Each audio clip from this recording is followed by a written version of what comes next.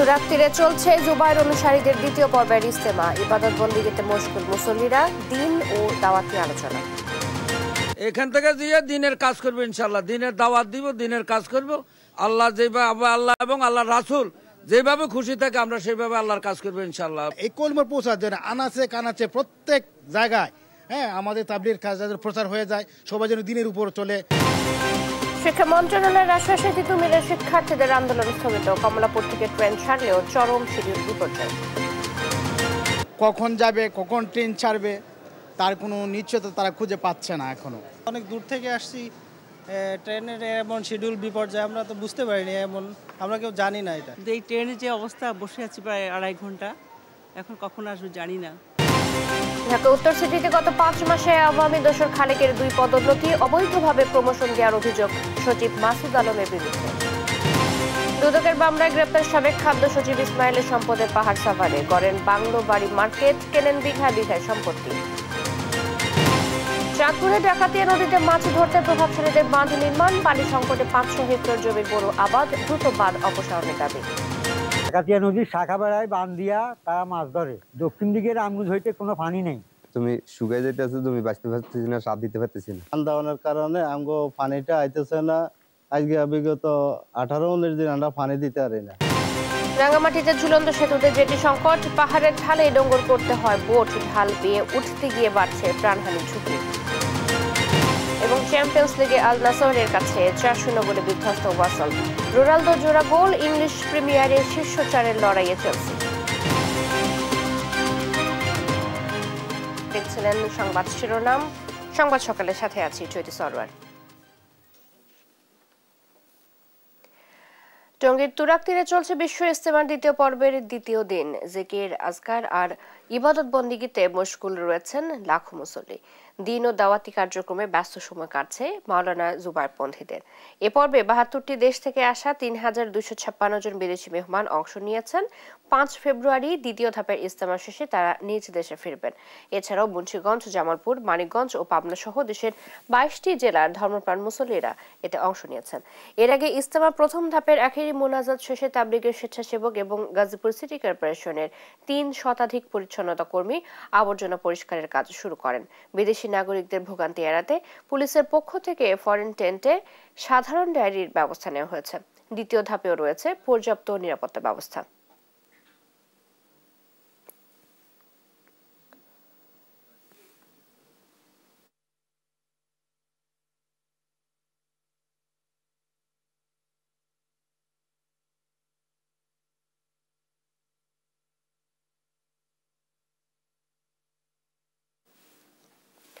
টানা 6 দিন অনশনের পর শিক্ষা মন্ত্রণালয়ের আশ্বাসে 1 সপ্তাহের জন্য আন্দোলন স্থগিত করল তিতুমির কলেজের শিক্ষার্থীরা। সোমবার রাত 9:30টায় তারা অনশন ভাঙে। দাবি পূরণের আশ্বাসে মহাখালীর রেলগেট থেকেও অবরোধ তুলে নেয়। এতে কয়েক ঘন্টা বন্ধ থাকার পর আবারও সিলেট, রংপুর, রাজশাহী ও চট্টগ্রামের সাথে শুরু হয় কমলাপুর থেকে ট্রেন চলাচল। তবে দাবি বাস্তবায়ন না হলে আবারও নতুন কর্মসূচি দেওয়ার কথা জানায় শিক্ষার্থীরা। আরো জানাচ্ছেন এনআই নাহিদ। স্বতন্ত্র বিশ্ববিদ্যালয়ের দাবিতে টানা 6 দিনের অনশনের পর 7 দিনের জন্য আন্দোলন স্থগিত করেছে তিতুমির কলেজের শিক্ষার্থীরা। সোমবার রাত 9:30টার দিকে মহাখালী রেলগেটে আসেন শিক্ষা মন্ত্রণালয়ের যুগ্ম সচিব মোহাম্মদ নুরুজ্জামান। এই সময় তিতুমির নিয়ে আলাদা কমিটি গঠনের সিদ্ধান্তের কথা জানান তিনি। সেই সঙ্গে দাবি মেনে নেয়ার প্রতিশ্রুতি দিলে 1 সপ্তাহের জন্য শিক্ষার্থীরা প্রত্যাহার করেন আন্দোলন। দাবিগুলো পর্যালোচনা করে যতটুকু আমাদের পক্ষে মেনে নেওয়া সম্ভব এই সবটুকুই আমরা মেনে নেওয়ার চেষ্টা করছি এবং আমরা সেগুলো তোমাদেরকে জানিয়ে দিচ্ছি। এই জমি, আবাসন এবং পরিবহন সংকট নিরসনের জন্য আগামী 7 দিনের মধ্যে এই মন্ত্রণালয় একটা দৃশ্যমান অগ্রগতির ঘোষণা এই তিতুমির কলেজকে জানাবে, সবার সামনে প্রকাশ করবে। পরে জুসপান করিয়ে অনশনকারীদের অনশন ভাঙ্গান যুগ্ম সচিব সহ অন্যরা। এর আগে বুধবার থেকে স্বতন্ত্র বিশ্ববিদ্যালয়ের দাবিতে আন্দোলনে নামে তিতুমির কলেজের শিক্ষার্থীরা। আন্দোলনের অংশ হিসেবে লাগাতারভাবে চলে অনশন কর্মসূচি, একই সঙ্গে অবরোধ কর্মসূচিও। সোমবার বিকেলের আগ পর্যন্ত তাদের অবস্থান ছিল কলেজের মূল ফটকের সামনে। এ সময় দুর্ভোগে পড়া পথচারীদের সাথে বাকবিতণ্ডায় জড়াতে দেখা যায় শিক্ষার্থীদের। সাধারণ মানুষ বলছেন, এভাবে জনদুর্ভোগ না বাড়িয়ে আলোচনার টেবিলে বসে সমস্যার সমাধান করা উচিত। আসলে আপনাদের যদি কোনো দাবি দাবা থাকে, আপনাদের যদি যৌক্তিক আন্দোলন থাকে, আপনারা এইসব নিয়ে বসেন। বাইকে করে আসছে, এই বাইকটা ওরা এখান থেকে যেতে দেয় না, আর ওই সাইডটা তো অনেক জ্যাম থাকে। তো যাওয়ার কোনো পসিবিলিটি নেই। আমার 4টা ট্রেন ছিল, ভাইকে বুঝে বললাম যে ভাই আমার এরকম ট্রেন, সব টিকিট সব রেডি, আমাকে যেতে দেন। এদিকে বেলা 3:45টার দিকে একটি মিছিল নিয়ে মহাখালী রেলগেট অবরোধ করে তারা। এই সময় প্রধান উপদেষ্টা এসে দাবি না মানার ঘোষণা না দেয়া পর্যন্ত অবস্থানে অনড় থাকার ঘোষণা দেয় শিক্ষার্থীরা।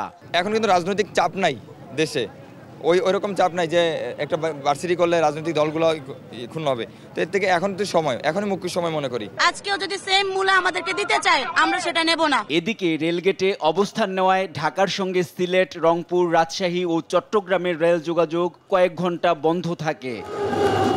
এনআই নাহিদ, দেশ টিভি, ঢাকা।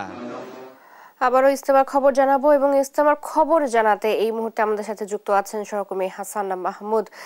হাসান, নিশ্চয়ই শুনতে পাচ্ছেন আমাকে। ইস্তেমায় দ্বিতীয় দিনে এখন কি ধরনের আনুষ্ঠানিকতা পালন করা হচ্ছে, সারাদিনের আর কি কার্যক্রম বাকি রয়েছে জানাবেন।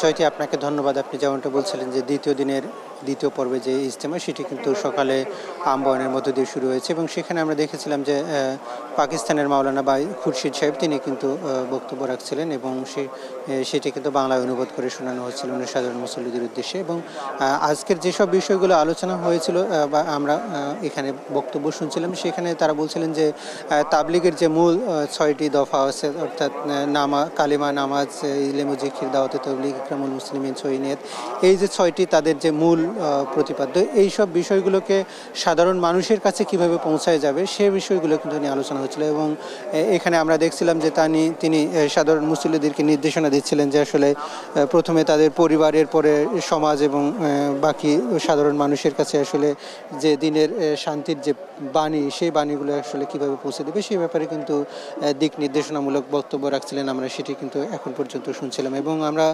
দেখছি যে ইজতিমা উপলক্ষে যে পরিমাণ নিরাপত্তা থাকার কথা সেটি কিন্তু যথেষ্ট পরিমাণ রয়েছে। যদিও গতকালকে আমরা শুনেছিলাম যে একজন নরসিংদীর মুসল্লি তিনি মৃত্যুবরণ করেছেন, তিনি হার্টের রোগে আক্রান্ত হয়েছিলেন এবং আমরা কিছুক্ষণ আগেও দেখছিলাম বেশ কয়েকজন মুসল্লি আসলে এখানে নানা রোগে আক্রান্ত হয়েছিলেন এবং তাকে ফায়ার সার্ভিসের অ্যাম্বুলেন্সে করে এখান থেকে নিয়ে যাওয়া হয়েছে এবং আমরা দেখছিলাম যে নিরাপত্তার কিন্তু তেমন কোনো ত্রুটি নেই এবং ফায়ার সার্ভিসের সদস্যরা, র্যাব, পুলিশ, বিজিবির পাশাপাশি গোয়েন্দা সংস্থার লোকরা সর্বোচ্চ কিন্তু তৎপরতা রয়েছে এবং এখানে কিন্তু দেখছে যে যথেষ্ট পরিমাণ সিসি ক্যামেরা এবার স্থাপন করা হয়েছে, ফলে নিরাপত্তা নিয়ে আসলে কোনো ধরনের ঝুঁকি এখন পর্যন্ত নেই। তবে আজকের যে স্বাভাবিক কার্যক্রমগুলো রয়েছে সেখানে আমরা কিছুক্ষণ পরে ভারতের ইব্রাহিম দেওয়ালা নামে যে মাওলানা, তিনি প্রধান মুরব্বী, তিনি কিন্তু আসলে কিছুক্ষণ পরে বক্তব্য দেবেন বলে আমরা এতটুকু জানতে পেরেছি এবং সেখান থেকে আসলে তাবলিগের যে মূল কাজ, অর্থাৎ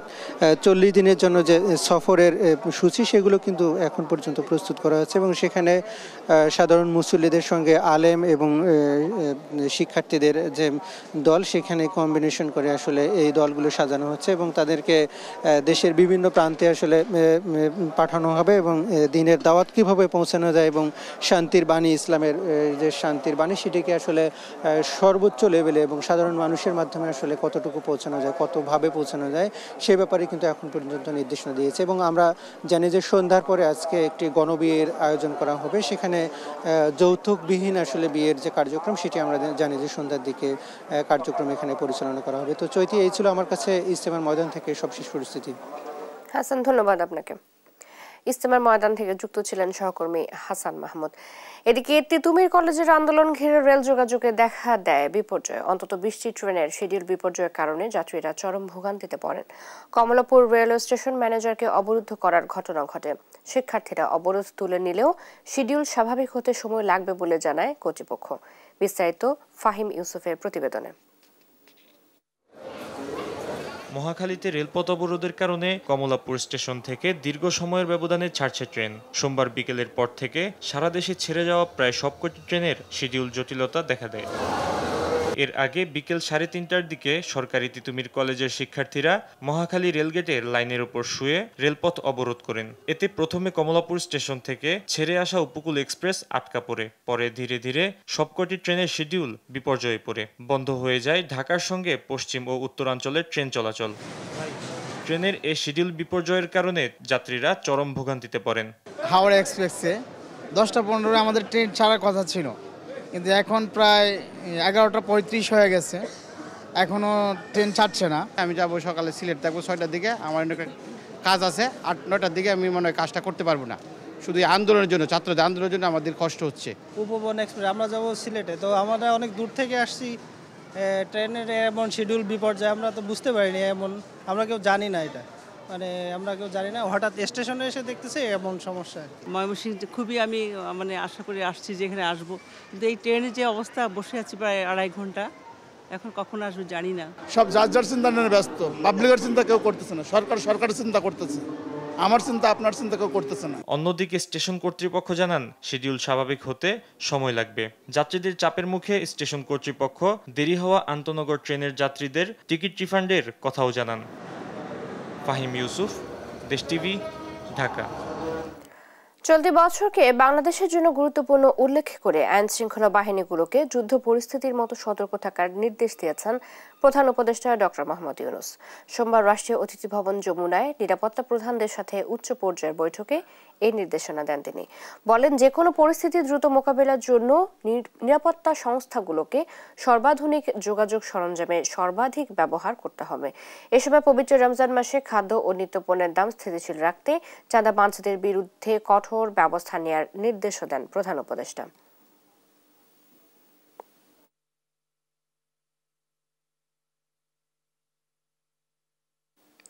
আওয়ামী লীগের পক্ষে যারা লিফলেট বিতরণ করছে তাদেরকে গ্রেপ্তার করা হবে বলে জানিয়েছেন প্রধান উপদেষ্টার প্রেস সচিব শফিকুল আলম।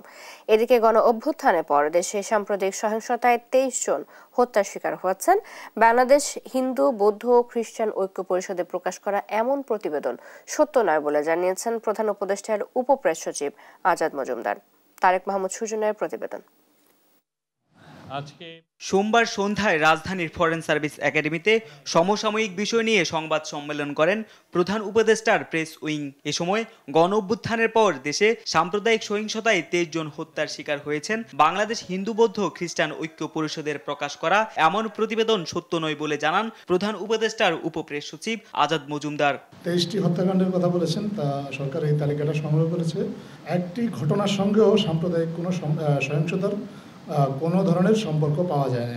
জানান, পুলিশের তদন্তে এসব হত্যাকাণ্ডের অভিযোগের একটিরও সাম্প্রদায়িক সহিংসতার প্রমাণ পাওয়া যায়নি। জমির বিরোধ, আত্মহত্যা, পারিবারিক সংঘর্ষ সহ নানা কারণে এসব হত্যার ঘটনা ঘটে। 8টি চুরি ও দস্যুতার সাথে সম্পর্কিত, 4টিতে ব্যক্তিগত ও পারিবারিক কলহের ঘটনা জড়িত, 3টি ক্ষেত্রে জেনারেল ক্রাইম যেমন ধর্ষণ, অতিরিক্ত মদ পানে মৃত্যু, বিরূপ মন্তব্য করার কারণে 2 পক্ষের মারামারি থেকে মৃত্যু। গত বছরের জানুয়ারিতে আহত হয়ে চিকিৎসাধীন ছিলেন, চিকিৎসাধীন অবস্থায় এই ডিসেম্বরে উনি মারা গিয়েছেন। কিন্তু এইটাকেও সাম্প্রদায়িক সহিংসতা হিসেবে তুলে ধরে এটাকে এই ঘটনার সাথে আগস্টের পরের ঘটনা হিসেবে এটা উল্লেখ করা হয়েছে। অন্তর্বর্তী সরকার কোনো ধরনের সহিংসতাকে সমর্থন করা না উল্লেখ করে এই ধরনের ঘটনাকে সাম্প্রদায়িক সহিংসতা বলে প্রচার না করে হিন্দু বৌদ্ধ খ্রিস্টান ঐক্য পরিষদকে বস্তুনিষ্ঠ তথ্য দেওয়ার আহ্বান জানান প্রেস উইং। এই রিপোর্টগুলো নিয়ে এ সময় যারাই আওয়ামী লীগের পক্ষে লিফলেট বিতরণ করবে তাদেরকে গ্রেপ্তার করা হবে বলে জানান প্রেস সচিব শফিকুল আলম। আমাদের করা মেসেজ, যারা এটা লিফলেট বিতরণ করবেন, এই ধরনের প্রতিবাদের এই ধরনের কর্মসূচিতে যাবেন, তাদেরকে অ্যারেস্ট করা হবে, তাদেরকে আইনের আওতায় আনা হবে। তিনি আরো জানান, আসন্ন রমজান ঘিরে জিনিসপত্রের দাম সহনীয় রাখতে কাজ করছে সরকার। চাঁদাবাজদেরকে টার্গেট করছি, আমরা দেখছি কোথায় কোথায় তারা সক্রিয়। অ্যাডভাইজার আজকে বলেছেন যে যাতে রোজার আগেই এ বিষয়ে আরো বড় রকমের ইমপ্রুভমেন্ট হয়। ব্রিফিংয়ে সারা দেশে শান্তিপূর্ণভাবে হিন্দু ধর্মের সরস্বতী পূজা উদযাপনের উদাহরণ টানেন প্রেস উইং। তারেক মাহমুদ সুজন, দেশ টিভি, ঢাকা। আওয়ামী দোসর মুক্ত নয়, উল্টো কর্মচারী লীগ নেতাকে গত 5 মাসে পদোন্নতি দেওয়া হয়েছে 2 বার। স্বাস্থ্য পরিদর্শক থেকে তিনি এখন ঢাকা উত্তর সিটি কর্পোরেশনের সহকারী সচিব দায়িত্ব পালন করছেন রাজস্ব বিভাগেও। কোনো মেয়র না থাকায় উত্তর সিটি কর্পোরেশনের যেন রাজা হয়ে উঠেছেন সচিব মাসুদ আলম। আর তিনি নিয়ম নীতির তোয়াক্কা না করে আওয়ামী দোসর খালেক মজুমদারকে করেছেন স্বাস্থ্য পরিদর্শক থেকে সহকারী সচিব। সিটি কর্পোরেশনের পদোন্নতি বাণিজ্যের অনুসন্ধান করাচ্ছেন এম এ আজিম। সিটি কর্পোরেশনের কর্মচারী লীগের সহসভাপতি খালেক মজুমদার। আওয়ামী সরকার পতনের পর মেয়র আতিকুল ইসলামের সাথে পালিয়ে যায় কর্মচারী লীগের অধিকাংশ নেতারা। তবে উল্টো চিত্র খালেক মজুমদারের ক্ষেত্রে। সচিব মাসুদ আলম আওয়ামী দোসর খালেক মজুমদারকে গত অক্টোবরেই দিয়েছে প্রথম পদোন্নতি। স্বাস্থ্য পরিদর্শক থেকে সরাসরি বসিয়েছেন সহকারী সচিব পদে। এর 2 মাস না যেতেই ডিসেম্বরে আবারও পদোন্নতি। এবার বানানো হয়েছে উপ কর কর্মকর্তা। কর্মচারী লীগ নেতা খালেক মজুমদার কিভাবে মাসে মাসে পদোন্নতি পাচ্ছে জানতে তার মুখোমুখি দেশ টিভি টিম। বারবার প্রশ্ন করা হলেও কোনো উত্তর নেই তার। কয়েকদিন পর পর যে প্রমোশনটা হচ্ছে এটা কিভাবে কি হচ্ছে? আপনি কোন কর্মসূচি করতে পারবেন না, কর্তৃপক্ষের ওষুধ করা আছে, আপনি কর্তৃপক্ষের সাথে আমার বিরুদ্ধে থাকলেও কোনো বক্তব্য থাকলে কর্তৃপক্ষের কাছে বলতে পারেন। আওয়ামী দোসরের কিভাবে বারবার পদোন্নতি জানতে সচিব মাসুদ আলমের মুখোমুখি দেশ টিভি টিম। সুযোগে তিনি যে পদোন্নতির দোকান খুলে বসেছেন তা স্পষ্ট তার বক্তব্যে। এসে প্রায় 200 লোককে এখানে পদোন্নতি দিয়েছে। এর আগে অবিভক্ত সিটি কর্পোরেশন থাকা অবস্থায়ও আমার এখানে যারা এখানে পদোন্নতি পেয়েছে তারা এসে বলেছে যে স্যার আমার 27 বছর চাকরি, আমি কখনো পদোন্নতি চোখে দেখিনি, এই প্রথম আপনি পদোন্নতি দিলেন। শূন্য পদে বছরের পর বছর নিয়োগ না দিয়ে পদোন্নতি বাণিজ্য তার কাছে শুধুই কাজ চালিয়ে নেয়ার অজুহাত। 50% পদোন্নতি পদ, সেই পদগুলোতে নিচের থেকে আমরা অতিরিক্ত দায়িত্ব ওই পদগুলো খালি হওয়ার কারণে দিয়েছি। যখন নিয়োগটা হয়ে যাবে তখন তাদেরকে আমরা আবার পূর্বের জায়গায় নিয়ে যাব। কত বছর থাকবে? আপনি দেখেন, আপনি যেটা বললেন যে আপনি নিয়মতান্ত্রিক ভাবে দিয়েছেন, এখানে কি স্প্রেম্যান, সে ছিল আগে স্প্রেম্যান, এখন রাজস্বের একজন স্প্রেম্যানের দায়িত্ব কি? স্প্রে করতে। স্প্রেম্যানের শিক্ষাগত যোগ্যতা কি থাকে? তাকে আপনি রাজস্ব শাখায় বসালেন 23 সালে। স্প্রেম্যানের যোগ্যতা হলো, এখানে আপনাদের গেজেট অনুসারে কি বলা আছে? স্প্রেম্যান সহ যাদেরকে একদমই তার স্বীয় পদে রাখতে হবে। এটা তো আপনার গেজেট। হ্যাঁ ঠিক আছে, তাই না? আপনার গেজেট বলছে তাকে তার পদেই রাখতে হবে। আপনি কোনো ক্রমে, এখানে কিন্তু একদমই উল্লেখ আছে যে কোনো ক্রমেই আপনি তাকে পদোন্নতি দিতে পারবেন না। তাহলে আপনি কেন অজুহাতে একজন স্প্রেম্যানকে? না, একটা কথা শুনে, আমার যখন এটা কিন্তু কোনো পদোন্নতি না। বিষয়টি নিয়ে কথা বলতে একাধিকবার ঢাকা উত্তর সিটি কর্পোরেশনের প্রশাসকের কাছে গেলেও পাওয়া যায়নি তাকে। সচিব মাসুদ আলমের গেজেট ভঙ্গ করে পদোন্নতি বাণিজ্য নতুন নয়। তবে মেয়র আর নির্বাহী প্রধান না থাকায় ঢাকা উত্তর সিটি কর্পোরেশনের যেন অঘোষিত রাজা বনে গেছেন তিনি। এখন কোনো নিয়ম নীতির তোয়াক্কাই করছেন না তিনি। এম এ আজিম, দেশ টিভি, ঢাকা। দুদকের মামলায় গ্রেপ্তার সাবেক খাদ্য সচিব ইসমাইল হোসেন সম্পদে পাহাড় গড়েছেন নিজ গ্রামের বাড়ি সাভারেও। বিলাসবহুল বাংলো, বাড়ি, মার্কেট, প্লট কিনেছেন বিঘায় বিঘায় সম্পত্তি। এসবই উঠে এসেছে দেশ টিভির অনুসন্ধানে। সহকর্মী দেওয়ানি মনে পাঠানো তথ্য ও ছবিতে অঙ্কন চৌধুরীর রিপোর্ট। দেশত্যাগের সময় হযরত শাহজালাল আন্তর্জাতিক বিমানবন্দর থেকে গত 21 ডিসেম্বর গ্রেফতার হন মানি লন্ডারিং মামলায় অভিযুক্ত সাবেক খাদ্য সচিব ইসমাইল হোসেন। তার বিরুদ্ধে ঘুষ, বদলি, পদোন্নতি, নিয়োগ বাণিজ্য সহ নানা অনিয়ম ও দুর্নীতির অভিযোগ রয়েছে। দুর্নীতিতে অভিযুক্ত ইসমাইল হোসেনের গ্রামের বাড়ি সাভারে। দেশ টিভির অনুসন্ধানে বেরিয়ে এসেছে সেখানে বিপুল পরিমাণ সম্পদের পাহাড় গড়েছেন তিনি।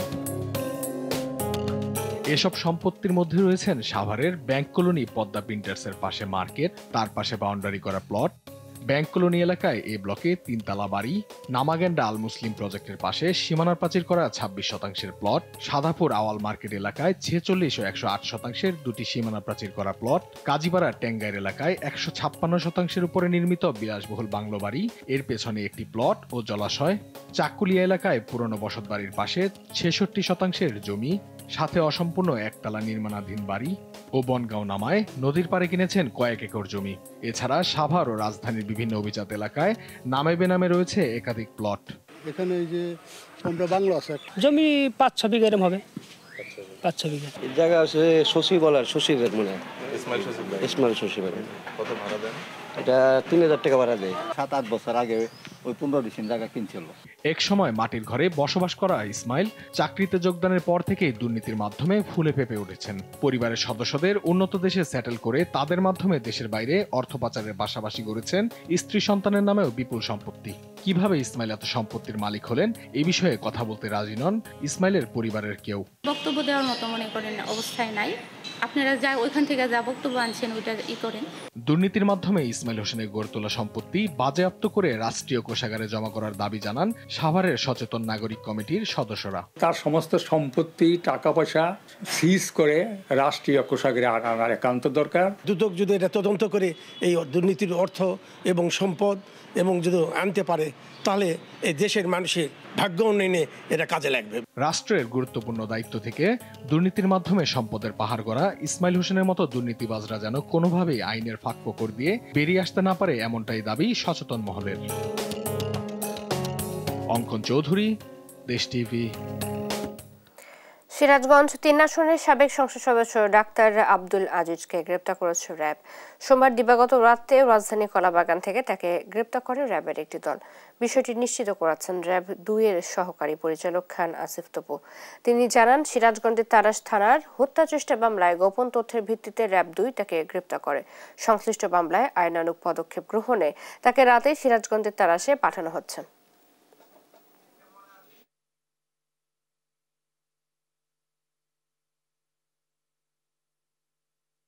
আজ বিশ্ব ক্যান্সার দিবস। দেশে ক্যান্সার আক্রান্ত রোগীর সংখ্যা উদ্বেগজনক হারে বাড়ছে, তবে এই রোগের চিকিৎসা ব্যবস্থা এখনো অপ্রতুল এবং একই সাথে ব্যয়বহুল। তাছাড়া দীর্ঘমেয়াদী চিকিৎসা নেওয়ার কারণে রোগীদের একটি বড় অংশ প্রাতিষ্ঠানিক চিকিৎসার বাইরে থাকছেন। এমন পরিস্থিতিতে আজ পালিত হচ্ছে বিশ্ব ক্যান্সার দিবস। প্রতি বছর 4 ফেব্রুয়ারি বিভিন্ন কর্মসূচির মধ্য দিয়ে দিবসটি পালন করা হয়। স্বাস্থ্য অধিদপ্তরের ম্যানেজমেন্ট ইনফরমেশন সিস্টেম MIS এর তথ্য মতে 2024 সালে সরকারি বিভিন্ন হাসপাতালের বহির্বিভাগে চিকিৎসা নিয়েছে 2,75,340 জন। এর মধ্যে মারা গেছেন 574 জন। বাংলাদেশে বছরে 1,67,256 জন ক্যান্সারে আক্রান্ত হচ্ছেন আর মারা যাচ্ছেন 1,16,598 জন।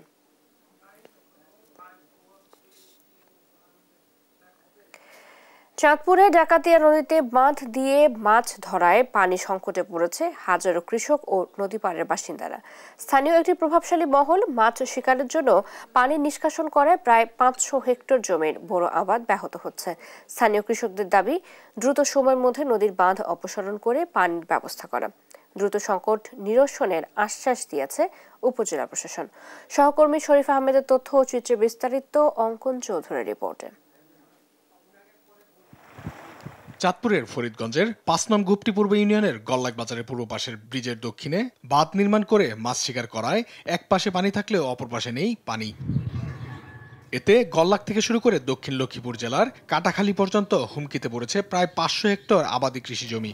স্থানীয় কৃষকদের দাবি, আবাদি জমির রোপা ধান রক্ষায় দ্রুত পানির ব্যবস্থা করা। ডাকাতিয়া নদীর শাখা বেড়ায় বাঁধ দিয়া তারা মাছ ধরে। দক্ষিণ দিকের আমগুজ হইতে কোনো পানি নেই, কৃষক মরে যেতে আছে। সময় মতন সার দিতে পারি না, ওষুধ দিতে পারি না, নিট দিতে পারি না। নিট না দেওয়াতে, সার না দেওয়াতে মনে করেন আমরা ক্ষতিগ্রস্ত হইতেছি। তুমি শুকাই যেতেছে, জমি বাঁচতে পারতেছি না, সার দিতে পারতেছি না। ভবিষ্যতে যেন এই বাদ দিতে না পারে, প্রশাসনের কাছে আমাকে এটাই অনুরোধ। নদীতে বাঁধ দিয়ে মাছ ধরছেন স্থানীয় প্রভাবশালীরা। এতে নদীতে পানি না থাকায় কৃষকদের জমিতে সেচ দিয়ে পানি দিতে পারছেন না বলে জানান স্থানীয় স্কিম ম্যানেজাররা। আমার স্কিমে 700 থেকে 750 কৃষক আছে। কৃষকের পানি না দেওয়ার দিতে না হওয়ার কারণে কৃষকের লগে বহুত জমজট হইতেছে। বাঁধ দেওয়ার কারণে আমগো পানিটা আইতেছে না। আজকে বিগত 18-19 দিন আমরা পানি দিতে পারি না। বানটা যত দ্রুত সরাই দিতে পারে তত আমগো অনেক ভালো। নদীর পানি প্রবাহ ঠিক রাখতে দ্রুত সময়ের মধ্যে প্রয়োজনীয় ব্যবস্থা নেওয়ার আশ্বাস দিয়েছেন উপজেলা নির্বাহী কর্মকর্তা। ডাকাতিয়া নদীর বাঁধের বিষয়ে তদন্ত কার্যক্রম চলছে। কোথায় কোথায় বাঁধ দেয়া হচ্ছে আমরা সেই লোকেশনগুলো ট্রেস করার চেষ্টা করছি। ইতিমধ্যে কিছু কিছু জায়গায় বাঁধ অপসারণ করা হয়েছে এবং সামনে যেসব জায়গাগুলোতে এরকম অবৈধভাবে বাঁধ দেওয়া হবে সেখানকে দ্রুত অপসারণ করা হবে বাঁধগুলো। আবাদি জমি রক্ষায় নদী খনন ও নদীর পানি প্রবাহ ঠিক রাখতে দ্রুত এসব বাঁধ অপসারণ দেখতে চান স্থানীয়রা। অঙ্কন চৌধুরী, দেশ টিভি।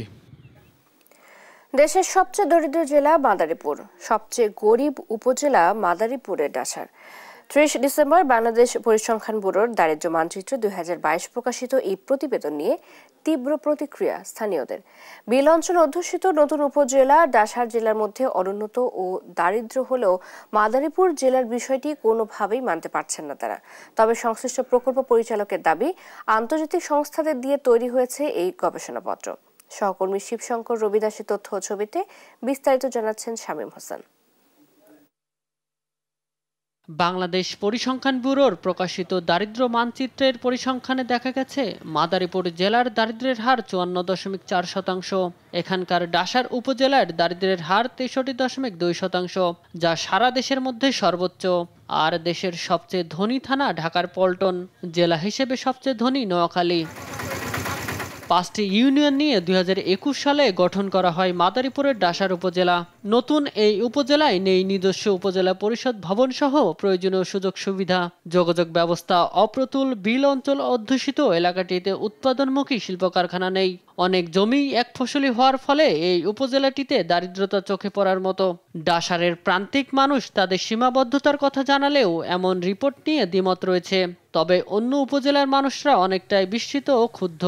মাঠে ঘাটে কাজ করে, কেউ পোল্ট্রির পুকুরে ফার্ম করে, কেউ গরু ফার্ম করে, কেউ ছাগল পালে। আমাদের তো আর বেশি জায়গা জমি না, ওই লিজ পিস নেই, খাইয়ে দেওয়া হয়তো কিনা 50 মন বেশি। ডাসার উপজেলা হয়তোবা আংশিকভাবে সেটি সত্য হতে পারে, কিন্তু সর্বভাবে যে একেবারে দুর্গতম স্থানে সেটাও মানে বিব্রতকর অবস্থায় বলা যায়। প্রচুর পরিমাণে বিদেশে আছে, চাকরি আছে, ব্যবসা বাণিজ্য আছে, সবাই মোটামুটি নির্ভরশীল। তবে এই রিপোর্টের সঙ্গে একমত পোষণ করে অপ্রতুল যোগাযোগ ব্যবস্থা সহ নানান প্রতিবন্ধকতাকে দায়ী করেন ইউনিয়ন পরিষদের চেয়ারম্যান। আমরা ডাসার উপজেলায় অনুন্নত এলাকা, আমাদের এই অনুন্নত 5টি উপজেলা, এই উপজেলা যে 5টি ইউনিয়ন সেগুলো উন্নত দিকে যাক। সার্বিকভাবে আমি বলবো যে মাদারীপুর জেলা বাংলাদেশের 64টি জেলার মধ্যে একেবারে দরিদ্রতম। এটা কিছুতেই মাদারীপুরবাসী হিসেবে আমার কাছে মেনে নেওয়া খুব কষ্টকর। 22 সালে যে আদমশুমারি করেছি, জনশুমারি করেছি এবং HIS জরিপ করেছি, এই দুটি জরিপের তথ্যপত্রকে একসাথে করে আমরা বিশ্ব ব্যাংক এবং WFP এক্সপার্টদেরকে নিয়ে যৌথ টিম করে সেই সর্বশেষ গাইডলাইন অনুযায়ী আমরা এই দারিদ্র্য মানচিত্রটি করেছি। ডাসার উপজেলার দারিদ্র্য বিমোচনে শিক্ষা, স্বাস্থ্য, কর্মসংস্থান ও অবকাঠামো খাতের উন্নয়নে সরকারের বিশেষ বরাদ্দ চান এলাকাবাসী। নিউজ ডেস্ক, দেশ টিভি। রাঙামাটির আইকনিক স্থান ঝুলন্ত সেতুতে এসে ভোগান্তি পোহাতে হচ্ছে ভ্রমণ পিপাসুদের। সেতু এলাকায় বোট ভিড়ানোর কোনো জেটি না থাকায় পাহাড়ের ঢালেই করতে হয় নোঙর। ফেলে রাখা বালুর বস্তা আর পাহাড়ের ঢাল বেয়েই বাধ্য হয়ে ঝুঁকি নিয়ে ঢালু পাহাড়ের গা বেয়ে উঠতে হয় সেতুতে। সহকর্মী মিশুক মল্লিকের রিপোর্ট, জানাচ্ছেন নুসরাত শোভা। শীতে রাঙামাটির পর্যটন কেন্দ্রগুলো মুখর থাকে ভ্রমণ পিপাসুদের পদচারণায়। শহরের রিজার্ভ বাজার, বনরূপা ফিশারি ঘাট সহ বিভিন্ন ঘাট থেকে পর্যটকরা যন্ত্রচালিত নৌকায় শুভলং ঝর্ণা আর পাহাড়ের সৌন্দর্য উপভোগ শেষে ছুটে আসেন ঝুলন্ত সেতুতে। শহরের শেষ প্রান্তে কাপ্তাই লেকের এই ঝুলন্ত সেতু জেলার পর্যটনের প্রধান আকর্ষণ। সেতুটিকে বলা হয় সিম্বল অফ রাঙামাটি। তবে আইকনিক এই স্থানে এসে ভোগান্তিতে পড়তে হয় পর্যটকদের। সেতু এলাকায় বোট ভেড়ানোর কোনো জেটি না থাকায় পাহাড়ের ঢালেই করতে হয় নোঙর। সেখান থেকে সেতুতে যাওয়ার জন্য নেই কোনো রাস্তা কিংবা সিঁড়ি। কিছু অংশে ফেলা হয়েছে বালুর বস্তা। বাধ্য হয়ে ঝুঁকি নিয়ে ঢালু পাহাড়ের গা বেয়ে উঠতে হয় সেতুতে। ঘটে দুর্ঘটনাও। বেশি দুর্ভোগে পড়তে হয় বৃদ্ধ ও শিশুদের। মূল যে জিনিসটা সেটা হচ্ছে যাতায়াত পথ। যাতায়াত পথটাই দেখতেছি যে এখানে সুন্দর মতো নাই, কোনো ব্যবস্থা নাই তেমন। যে কোনো মুহূর্তে আমি পড়ে যেতে পারি, তো এটার আসলে উন্নয়ন দরকার। এই স্থানে নোঙর করার জন্য বোট প্রতি 100 ও পর্যটক প্রতি 20 টাকা করে ফি আদায় করে পর্যটন কর্পোরেশন। এরপরও এমন বেহাল দশায় ক্ষুব্ধ বোট চালকরাও। 100 টাকা পার্কিং, চোরবো নিচ্ছে 50 টাকা পার্কিং। এই যে বোটগুলো যে আমরা যে ভিড়াবো এখানে কোনো একটা নিরাপদ ঘাট নাই। টুরিস্ট বোট বেরানোর সাথে সাথে টাকাটা না দিলে একা করে। এই খাতে যথেষ্ট বরাদ্দ না থাকায় জেটি নির্মাণের কাজ করা যাচ্ছে না বললেন পর্যটন কর্পোরেশনের এই কর্মকর্তা। কর্তৃপক্ষের এই খাতে কোনো বরাদ্দ নেই, এ কারণে আমরা স্থানীয় উন্নয়ন সংস্থা, জেলা পরিষদ এবং উন্নয়ন বোর্ডের কাছে আমরা পত্র পাঠিয়েছি। সমস্যা সমাধানে উদ্যোগী হওয়ার কথা জানিয়েছেন রাঙামাটি পার্বত্য জেলা পরিষদ চেয়ারম্যান। বিষয়টিকে সর্বোচ্চ গুরুত্ব দিয়ে প্রয়োজনীয় ব্যবস্থা গ্রহণ করব। আমরা চাই না যে এখানে পর্যটক এসে কোনো আহত হোক। দ্রুত ঘাট সংস্কার করে পর্যটকদের দুর্ভোগ লাঘবের দাবি সংশ্লিষ্টদের। নিউজ ডেস্ক, দেশ টিভি। দীর্ঘদিন ধরে অযত্ন ও অবহেলায় বেহাল অবস্থা সাতক্ষীরার কলেজ এলাকার সড়কগুলোর। এ বিষয়ে বিস্তারিত জানাতে সরাসরি যুক্ত হচ্ছেন সহকর্মী শরীফুল্লাহ কায়সার সুমন। সুমন, সড়ক সংস্কারে কোনো উদ্যোগ রয়েছে কিনা, স্থানীয় বাসিন্দারা কি বলছেন এই বিষয়ে জানাবেন। চৈতি, দাঁড়িয়ে আছি সাতক্ষীরা সরকারি কলেজ রোড তথা শহীদ রিমু সরণি। এটি শহীদ রিমু চত্বর তথা পোস্ট অফিস মোড় থেকে একেবারে সাতক্ষীরা সরকারি কলেজ এবং পুরাতন সাতক্ষীরা পর্যন্ত একেবারে এত বেশি বেহাল দশা যে মানুষের দুর্দশা একেবারে চরমে পৌঁছেছে। এটি দীর্ঘ 15 বছরের বেশি সময় ধরে রাস্তার এই দুর্দশা মানুষ, এখানকার নাগরিকরা দেখছে।